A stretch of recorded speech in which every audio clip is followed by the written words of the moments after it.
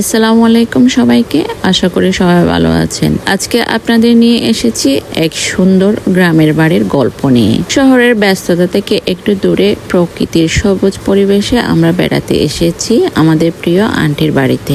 গ্রামের বাড়িতে আসলে মনটা অন্যরকম ভালো হয়ে যায়। চারপাশে শান্ত পরিবেশ, পাখির ডাক, মাটির গন্ধ আর আপনজনদের ভালোবাসা, সবকিছু মিলিয়ে এক অন্যরকম অনুভূতি তৈরি হয়। গ্রামের বাড়িতে যাওয়ার একদিন পর আন্টি আমাদের জন্য অনেক আদর করে নিজের হাতে তৈরি করলেন আতিক্কা পিঠা। আন্টি খুব যত্ন নিয়ে পিঠা তৈরি করলেন। গ্রামের ঐতিহ্যবাহী এই পিঠার স্বাদ ছিল অসাধারণ।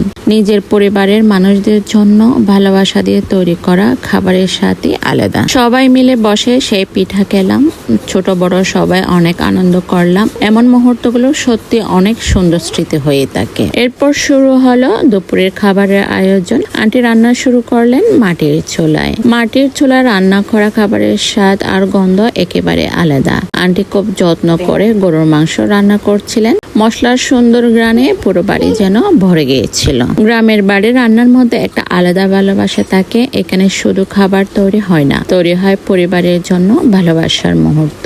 এরপর আন্টি কবুতর রান্নার প্রস্তুতি নিলেন। কবুতর পরিষ্কার করে ভালোভাবে কেটে ধুয়ে নিলেন। তারপর বিভিন্ন মশলা দিয়ে রান্না শুরু করলেন। শুধু গরুর মাংস আর কবুতর নয়, আন্টি আরো অনেক রকমের সুস্বাদু খাবার রান্না করেছেন। এত সুন্দর আয়োজন দেখে সত্যি অনেক ভালো লাগছিল।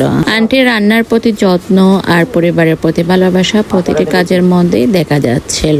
অবশেষে রান্না শেষ হলো। প্রথমে বাচ্চারা সবাই মিলে খাবার খেয়ে নিল। তাদের আনন্দ দেখে মনটা ভরে গেল। এরপর আঙ্কেলরা আর স্বামী সহ সবাই একসাথে বসে দুপুরের খাবার খেলেন। গ্রামের বাড়িতে সবাই মিলে একসাথে বসে খাওয়ার আনন্দ সত্যি অন্যরকম। সবাই খাওয়া শেষ করার পর আমরা খাবার খেলাম।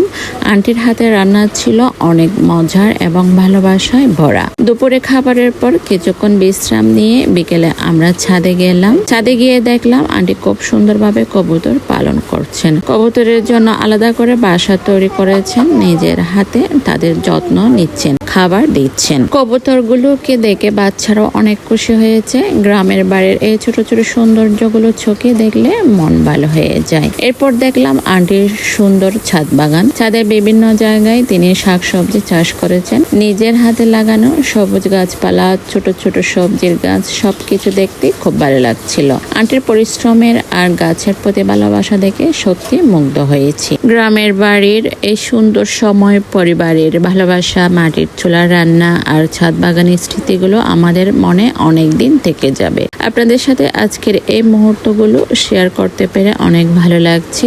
ভিডিওটি ভালো লাগলে লাইক, কমেন্ট ও শেয়ার করতে ভুলবেন না। সবাই ভালো থাকবেন, সুস্থ থাকবেন। ধন্যবাদ সবাইকে। আল্লাহ হাফেজ।